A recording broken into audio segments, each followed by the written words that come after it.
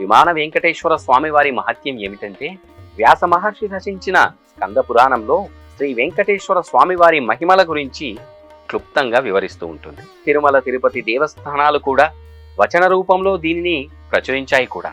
ఇందులోనే విమాన వెంకటేశ్వర స్వామి వారి గురించిన ప్రస్తావన కూడా కలిగి ఉంది. తిరుమలలో శ్రీ వెంకటేశ్వర స్వామి ఆలయం పైన ఆనంద నిలయం మీద ఉత్తర దిశగా పైన ఉండే వెంకటేశ్వర స్వామి వారి విగ్రహమే విమాన వెంకటేశ్వర స్వామి వారి విగ్రహం.